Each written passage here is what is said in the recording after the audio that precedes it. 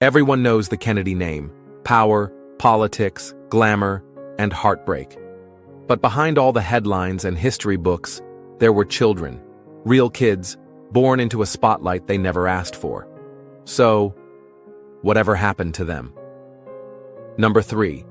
John F. Kennedy Jr. Born on November 25, 1960, just 17 days after his father won the presidency. The nation called him John, a nickname the press loved, and a symbol of American optimism. And who could forget that moment? 3-year-old John Jr. saluting his father's casket, a black and white photo that captured the heartbreak of a nation. From that moment, he wasn't just a Kennedy, he was the son of a fallen king. After JFK's assassination, Jackie Kennedy moved her children to New York to escape the fishbowl of D.C., but privacy was a pipe dream. John Jr. grew up under constant scrutiny, paparazzi, headlines, whispers, pressure. He went to elite schools, from collegiate to Phillips Academy, eventually graduating from Brown with a degree in American history. But it wasn't just academics on his mind. John flirted with acting, appeared in amateur plays, and even had a brief moment where Hollywood seemed like a real option. But his mother? Not thrilled. Jackie wanted her son to be grounded, respectable, safe. So John Jr. entered law school at NYU and flunked the bar exam. Twice. Let that sink in. The most famous Kennedy alive couldn't pass the bar. Twice. But he eventually did on his third try and landed a job as an assistant district attorney in Manhattan, where he built up a solid, if quiet, reputation. Despite trying to keep a low profile, John Jr. was irresistible to the media. He was handsome, athletic, idealistic, a real-life Prince Charming in Ray-Bans who rode the subway, dated stars like Daryl Hannah and Madonna, and was constantly dubbed America's most eligible bachelor. And yet, he never seemed to chase fame. It always just found him. In 1995, John Jr. did something bold. He launched a political magazine, but with a pop culture twist. It was called George, named after George Washington. Think politics meets Vanity Fair. He didn't just run the show, he wrote for it. He interviewed Mike Tyson from prison, called out his own cousins for bad behavior, and covered everything from Cuba to the IRA. It was ambitious, creative, a little chaotic, just like him. But it was more than a magazine. George was his way of shaping public discourse without running for office, which many expected him to do. Because let's be honest, everyone thought John Jr. would go into politics. It felt inevitable. But maybe that was the problem. In 1996, John married Carolyn Bessette, a Calvin Klein publicist with model looks and a mysterious vibe. Their wedding was top secret, held on an island, no paparazzi, just love, vows, and candles in a tiny chapel. But married life wasn't easy. The pressure, the attention, the constant spotlight. Carolyn hated it. Friends said the couple fought, often. Still, John adored her. July 16, 1999. The crash, John Jr. had his pilot's license and decided to fly himself, Carolyn, and her sister Lauren to a family wedding on Cape Cod. They never made it. Somewhere near Martha's Vineyard, his plane disappeared. 3 days later, Navy divers found the wreckage. All 3 were dead. He was just 38. The nation was gutted. It wasn't just a crash. It was another Kennedy tragedy. Another golden life lost too soon. Number 2. Caroline Kennedy. Born in 1957, Caroline Bouvier Kennedy was America's darling before she even knew how to tie her shoes. She had a pony named Macaroni, a private kindergarten in the White House, and a mom who made sure her kids stayed grounded, even while the world watched. Her father's assassination rocked her world. She was 6.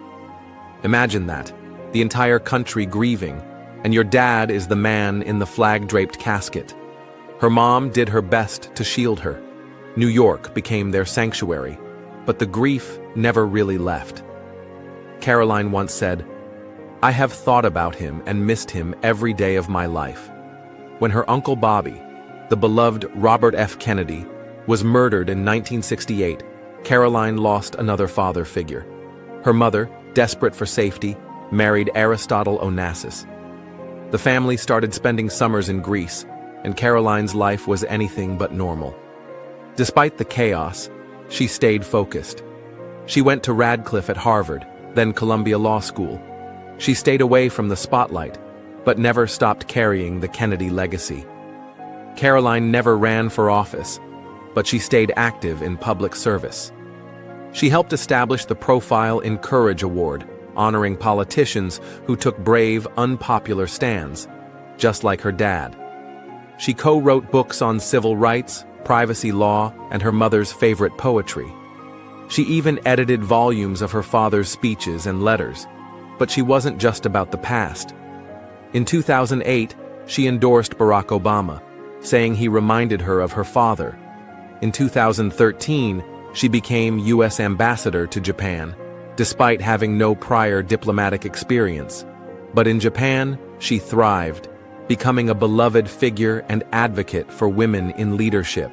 Then, in 2022, she became ambassador to Australia under President Joe Biden. Even in her 60s, Caroline kept showing the world that the Kennedy name still meant something. The last Kennedy standing. After John Jr. died in 1999, Caroline was the only surviving member of JFK's immediate family. She had 3 children with her husband Edwin Schlossberg, Rose, Tatiana, and Jack. And despite all the tragedy, she kept her head high. She once said, "It's not about what you lost. It's about what you do next." Number 1. Patrick Bouvier Kennedy, August 7, 1963. After years of heartbreak, miscarriages, and a stillborn daughter named Arabella, the Kennedys were finally welcoming another child into the world. His name was Patrick Bouvier Kennedy.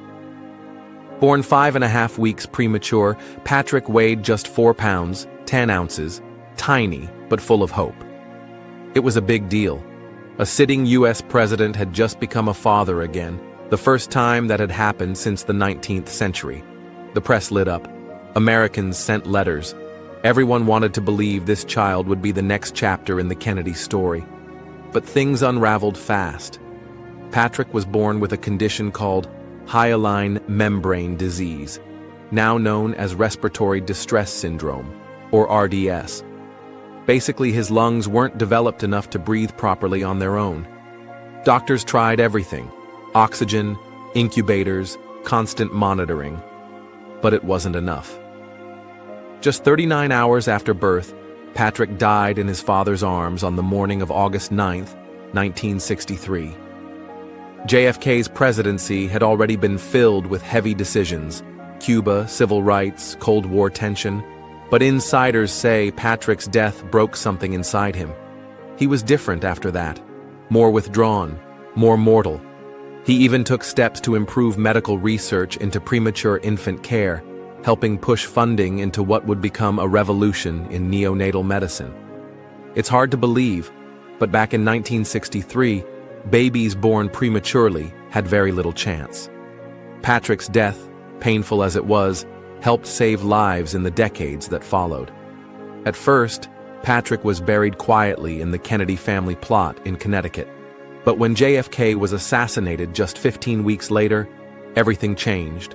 Years later, Jacqueline had Patrick's remains reinterred alongside his father at Arlington National Cemetery. Today, Patrick, JFK, and Jackie all rest together. They lived in a world built on myth. They carried expectations no kid ever asked for.